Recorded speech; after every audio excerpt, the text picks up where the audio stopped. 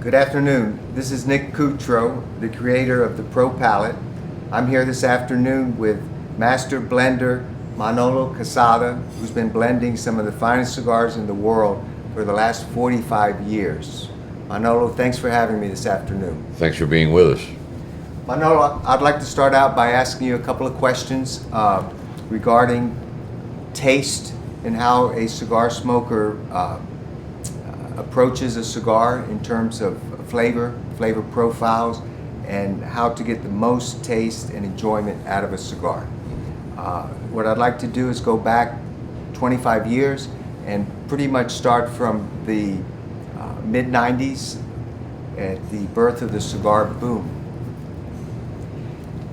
In the mid-90s, there were two major magazines for cigar smokers, Cigar Aficionado and Smoke Magazine. In their taste reviews, they introduced cigar smokers to a new way to describe a cigar's taste characteristics through taste associations. This approach was borrowed from the wine and spirit industry. What was your initial reaction to this way of describing cigars? Definitely it was a new way of looking at cigar smoking that we as manufacturers are not approached. But once it came out, we had to realize that the similarities between wine speak and tobacco speak, because the products are very similar. They both come from the ground. Terroir has a lot to do with what happens, regardless of the variety you're growing. And there were certain taste notes that could be felt in the palate that we had described as in tobacco terms rather than in general taste terms. So it was that when Cigar Aficionado introduced this language to the world of tobacco, it widened the horizons of what we as blenders and smokers were able to go after and try to find these nuances that were now being described in a language that was not used before. So I would say that it was very, very good for the industry, because it gave it a wider spectrum of places to go when you felt sensations in your palate. Let's fast forward 24 years. What are your thoughts now, and has it changed the way you approach blending and smoking cigars? Most definitely, yes it has. Now blending, of course, there are many ways to blend, to come to a final blend in a cigar. And you usually start with simpler directives. You don't start from the beginning saying, I want a cigar that gives me espresso notes. We start by saying, what direction are we taking? Are we doing a medium intensity or a lower intensity cigar? Are we looking to have a narrow spectrum of sensations in the palate, or are we looking to widen the possibilities of what the smoker will be able to feel as input into the palate? And having those set, then you start looking at the tobaccos that will give you these different directions that you've already set. And then you start finding that when blending towards those goals that you set initially, now you start finding other sensations that come from the blending of the different tobaccos from different places. And again, you blend for a puro or you blend for a mix of origins, and both are different directions. Puro narrows your field of availability to one particular country. Many regions, many farms, many seeds, yes. But when you go to a multinational blend, you have the same unit of inputs, farms, regions, seeds in different countries. And now all this possibilities widen exponentially into what will be felt in the palate, because land and climatic conditions and agricultural practices will impart certain characteristics to to a certain place in one particular country. And when you blend with another country, you're bringing actually the best and the best to create an even bester, if that's a word we can use, end result. What advice would you give a new cigar smoker that wants to get the most out of a cigar? My first advice is to start on the lower end of the intensity spectrum, because that will give you a chance to develop your palate. If you start at the high level of intensity, your palate may be shocked, and it could turn you away, or it could narrow the possibilities of you developing that palate. So I insist that you start at the very low end of the intensity spectrum, and then move your way forward. Now, intensity and taste do not cancel each other out. You can have a low intensity cigar but still have a lot of flavor. But the presence or the impact in the palate is not going to be as aggressive as a higher intensity cigar. So that gives the new smoker an easing into smoking. The same thing would happen if you go to spirits, or you go to beers, or you go to coffees, or you go to wines. You're better off starting at a low level and then moving yourself forward, and starting at the top and missing the whole development process of where your palate can go. Great, excellent. What tips and techniques can you offer a cigar smoker to help them improve their palate? Contrary to a lot of the ways we smoke cigars, cigars are a social product, like other things that we enjoy. And if you're smoking a cigar watching a football game, you are not concentrating on the smoke totally. You're concentrating on the game. You're concentrating on the comments of your friends. You're concentrating on the excitement that's happening. And the cigar, even though it's part of that whole excitement and pleasure program or situation, you're not really concentrating on the cigar. So in order for you to get the best of the cigar, relax and just sit and enjoy the cigar that you're smoking. And that way you can participate with the cigar in the whole experience. And that way you can say, wow, this is started off on the first third going this way, and now in the second third it's taken me to a different place, and the third part of the cigar took me to an even different place. And that way you can map yourself and enjoy all that the cigar can bring to you. Again, cigars in solitude are a wonderful thing to do because you can just sit and enjoy yourself. But cigars in a football game is also a good idea because you're enjoying yourself. And enjoyment is the end result of the experience. They each have their place. Well, I was asked the other day, somebody asked me, well, how do you see the cigar world in 5 years from now? And the question comes because of all the persecution and all the FDA and the European and the Canadians and the Australians, and everything is trying to curtail the enjoyment of cigars. And I said, listen, as long as human beings are seeking pleasure, cigars are going to be part of that adventure. So if we cannot control the enjoyment, the search for pleasure, cigars will be there in one way or another. Do you feel the ability to detect and identify different taste associations can enhance a cigar smoker's enjoyment? Oh, indeed.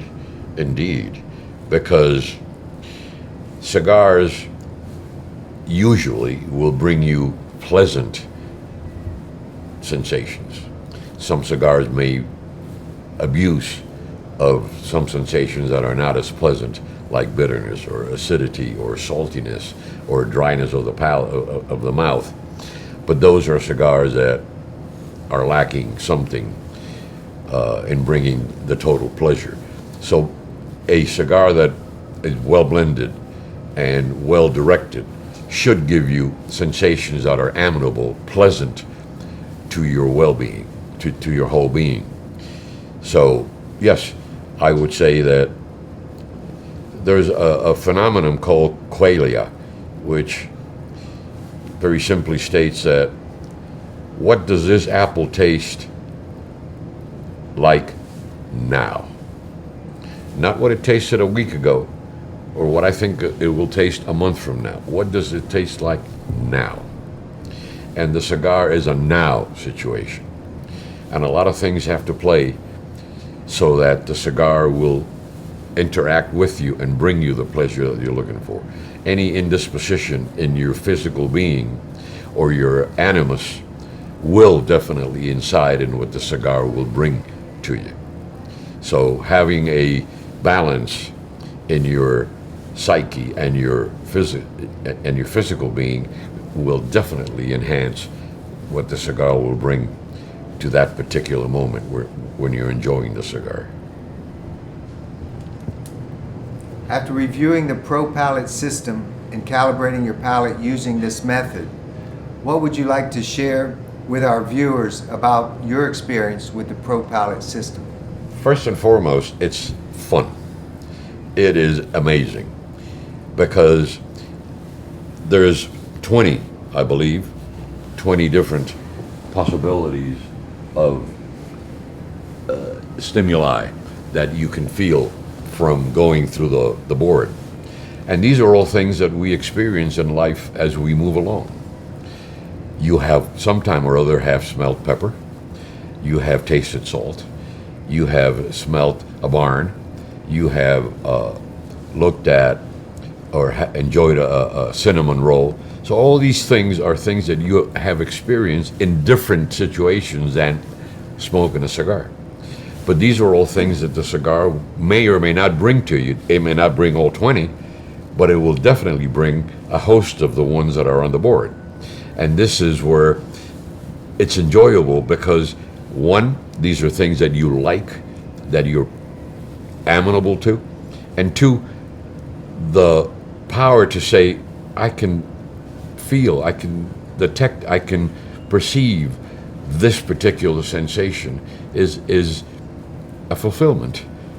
I am really truly having a whole experience in smoking a cigar and enjoying what it's bringing, because I can tell that it has a little bit of citrus, or it has a little bit of chocolate, or it has a little bit of salt, has a little bit of cinnamon, and all of these things and combinations thereof. A little salt on a little sour, bitter may be a chocolatey feel. So not only 20 of them, but the combinations now multiply what you may be able to feel and discern. And this is the fun of smoking a cigar, and then being able to say, yeah, this is what I'm perceiving in my palate, and these are really good. What are your thoughts regarding the use of DNA testing to determine your mouth taste sensitivity to better understand your taste preferences? Definitely a good idea, because it gives you a better feel of what your thresholds may be.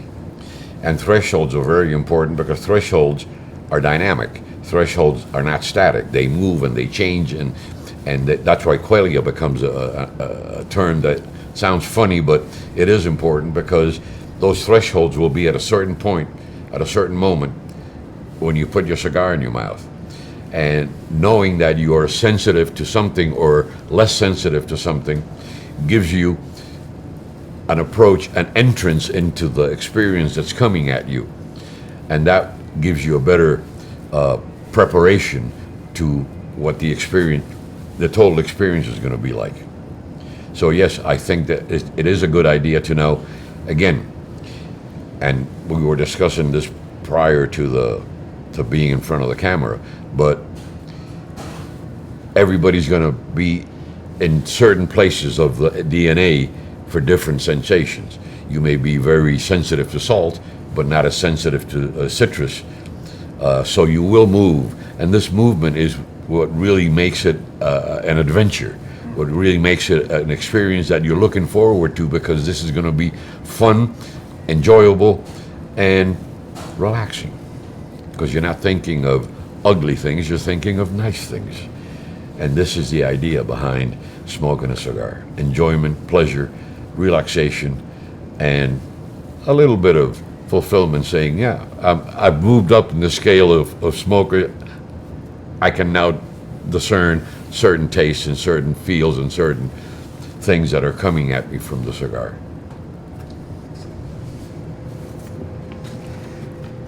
Can you think of a time when you gave someone a cigar that you thought was great and they didn't like it? Or vice versa? Oh, it happens all the time.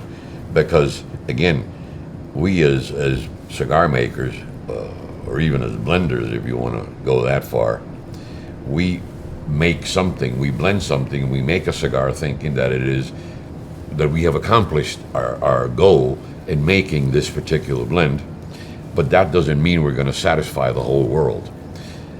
One of the first things you learn when you walk into the tobacco world is you cannot make a cigar that will please the whole world, unless it's a very totalitarian regime where you're forced to like whatever is on the market. Then yeah, we can make cigars like that all day long. But if people have choices, we cannot make a cigar that's going to please everyone. And yes, I have given cigars to people that I think are great cigars, and they go, well, this doesn't really fit into my map of preferences. Taste has to be respected. And taste is not something that you can criticize, object to, deny, or forbid. Taste has to be respected.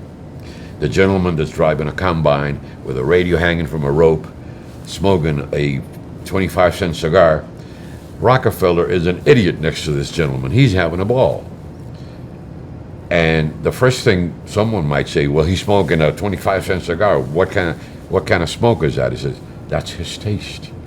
You have to respect that. And you have to be grateful that he smokes. Because someday he may go to a 50-cent cigar, or $1, or a $3, or a $5, and that's where you come in. If he didn't smoke, you had no chance. So respect taste always.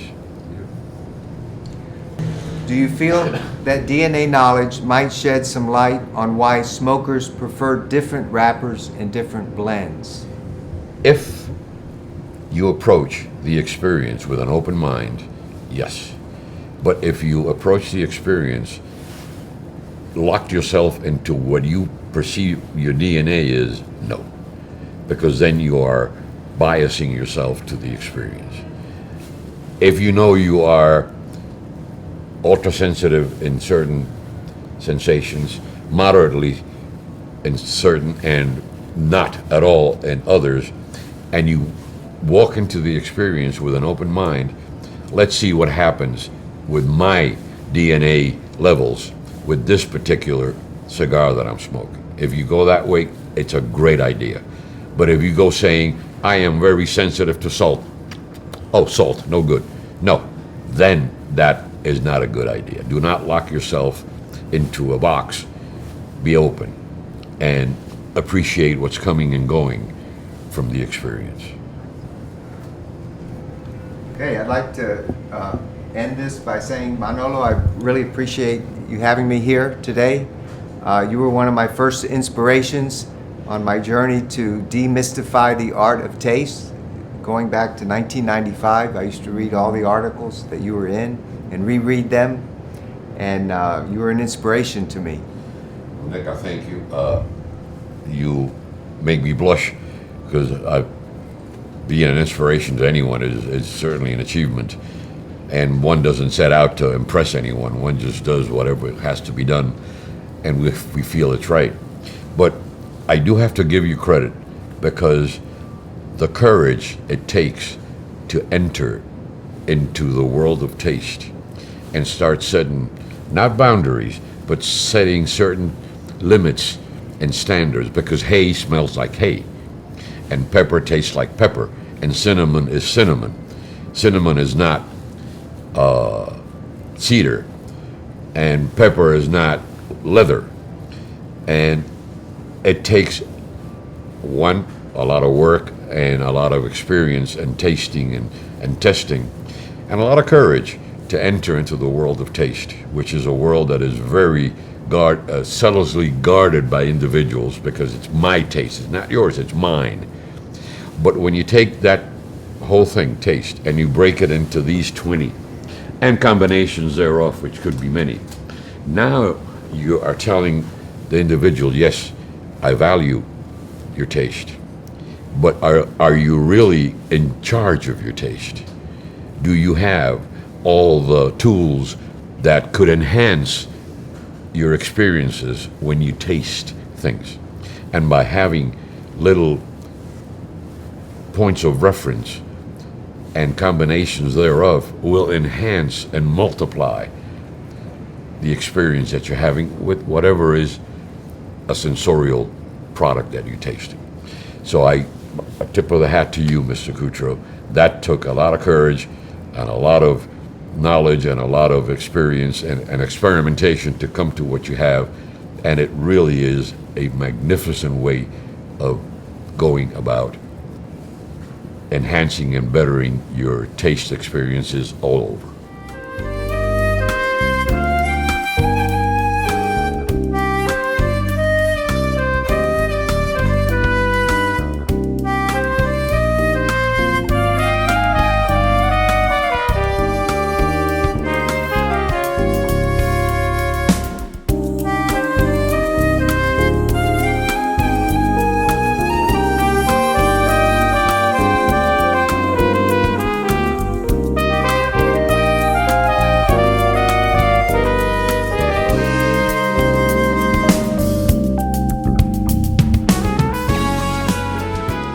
But again, I continue to say, Nick, that we as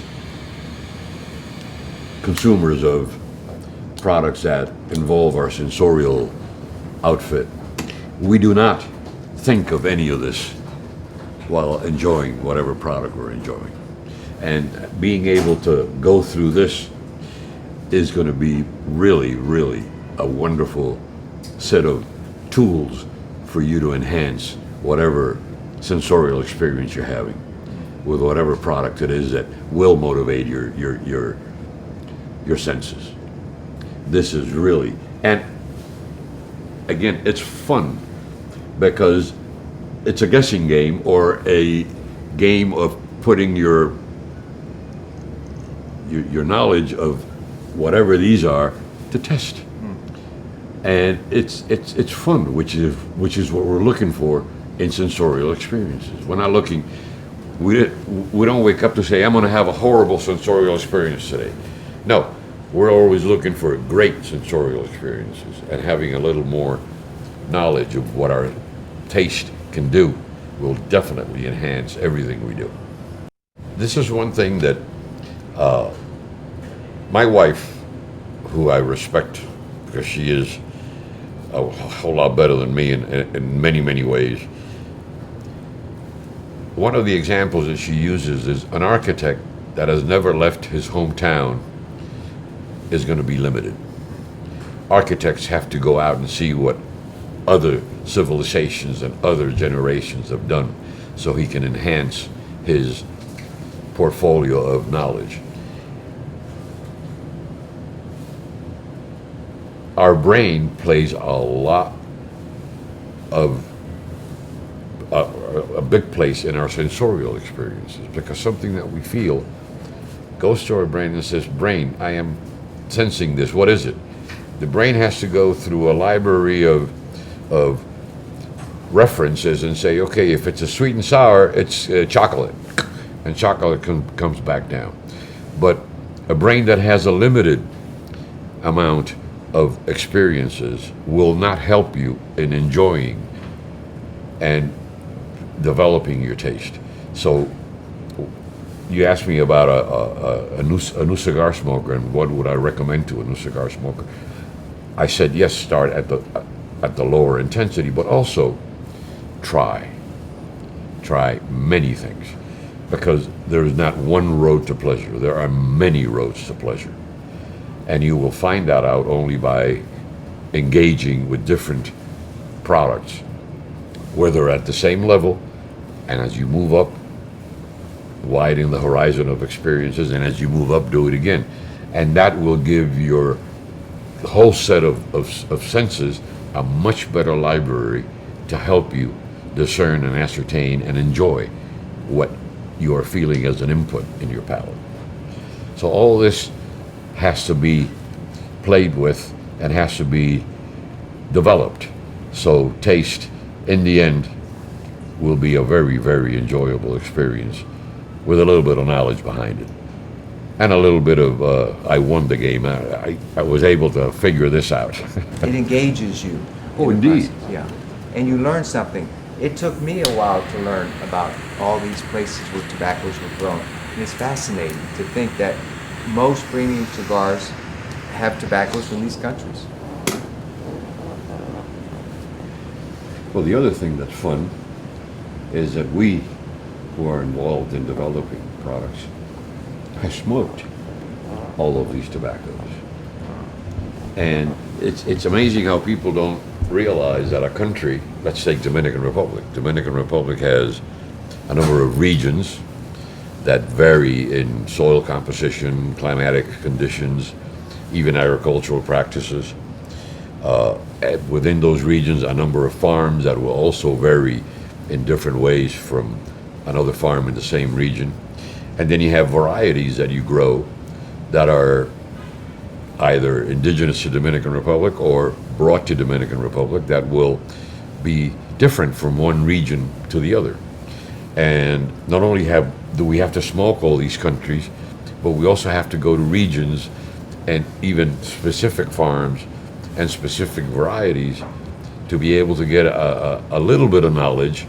So when we sit to start a blend, we say, okay, what's our goal? This is our goal. These are the tobaccos that we think will take us to that goal. But we have that knowledge because we have smoked all these things and we have a working book. And this is really, really great because, again, what do people know about all these countries? They may hear things in the news, but they have no idea what's going on in the world of tobacco. And this is really, really not only an interesting, a fun game, but it's educational. Because one will say, well, why is Ecuador here?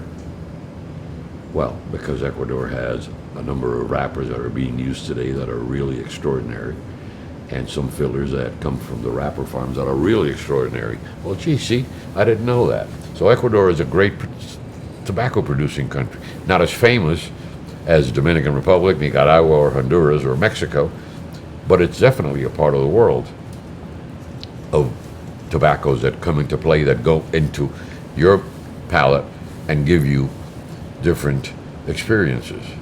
So this is not only fun to play, and you've introduced the money aspect to it, which is very smart. So people are more interested in winning, but also it's a conversation piece. And cigar smokers, I think you mentioned earlier, cigar smokers 50 years ago, knowledge of product was not part of their map. They smoked, I like it, great.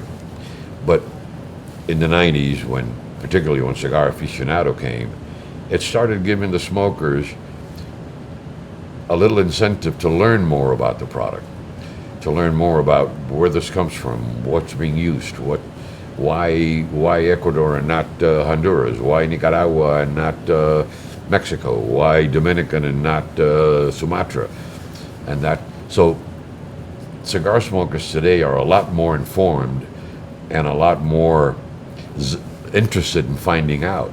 And this is a great. 5 cigar smokers playing this game are going to have a ball. Now, if you don't smoke cigars, you may be a little off because, again, but you could do it with wine. And instead of having these, you now have Australia, you have now Israel, you now have South Africa, you now have California, you now have France, Germany. And now you start playing a wine game with the same map. I am awed by what you've come up with. Thank you again. Congratulations. Thank you.